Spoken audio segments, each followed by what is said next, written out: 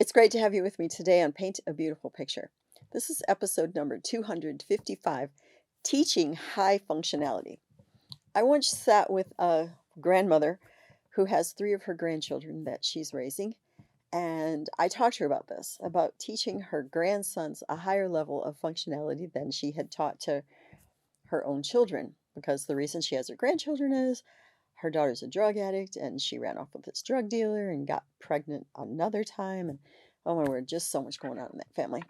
And this mom said, "Now you want to explain to me how in the world I'm supposed to teach another way of functioning to these kids when that's all they've ever seen?" And in my mind, and I didn't say it out loud, much to my credit, I thought, yeah, and they didn't just see it in their mom, they're seeing it in you.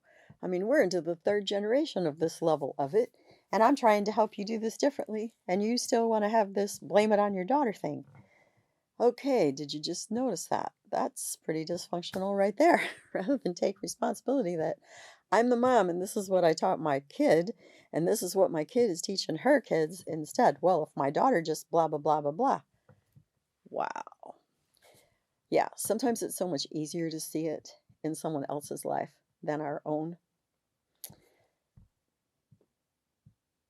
You can, in fact, teach your children a much higher level of functionality, but it requires some of the work and commitment that I began talking to you about yesterday in the Dysfunctional Families video. So let's elaborate. Let's go into this a little more deeply.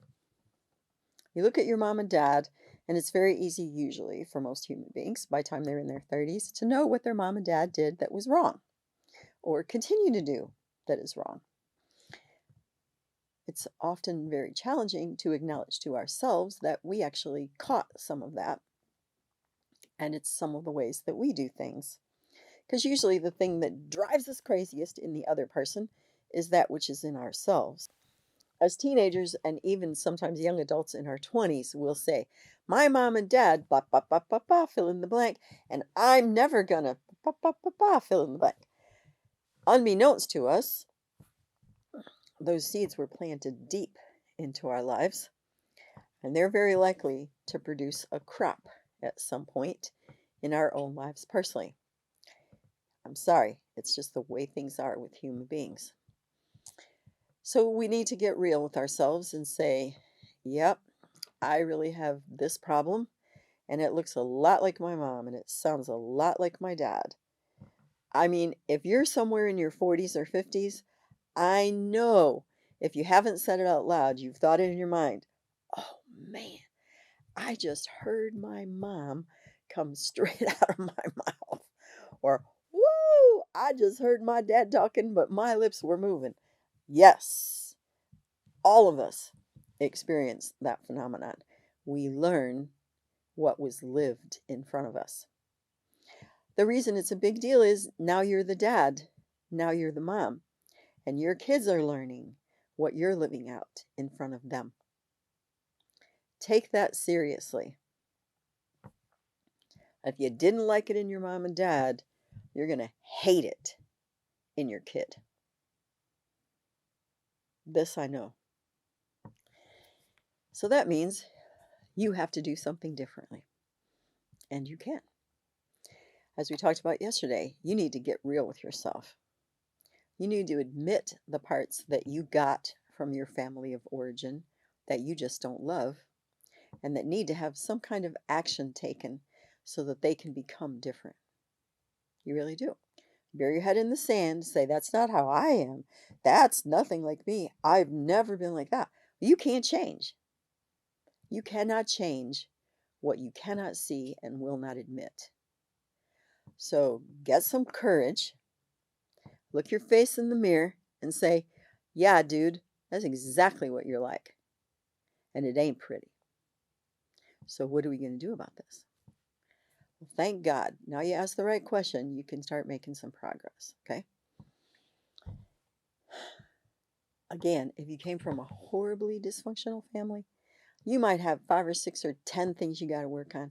You can't do everything at once. So pick your number one priority. The thing that bothers you the most, the thing that hurts your children the most, the thing that makes your spouse want to leave you yesterday because you're such a to try to live with.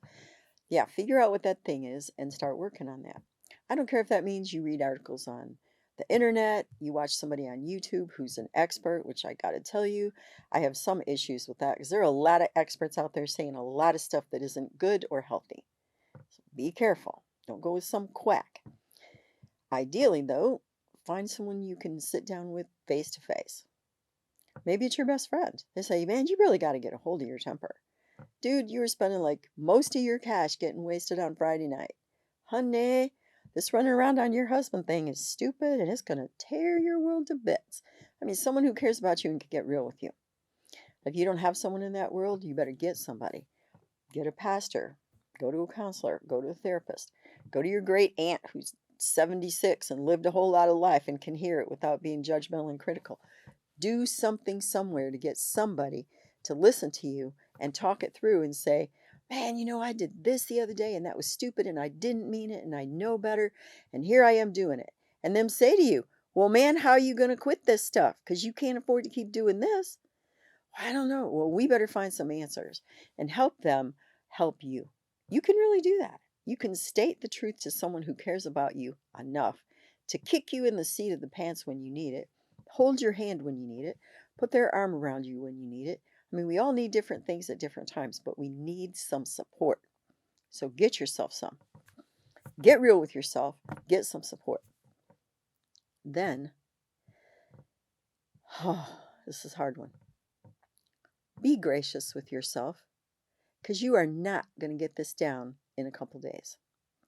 If you're 32 years old and you've been doing this most of your life, it is not going to turn around in a week or a month. That means when you mess up, that you admit it right away.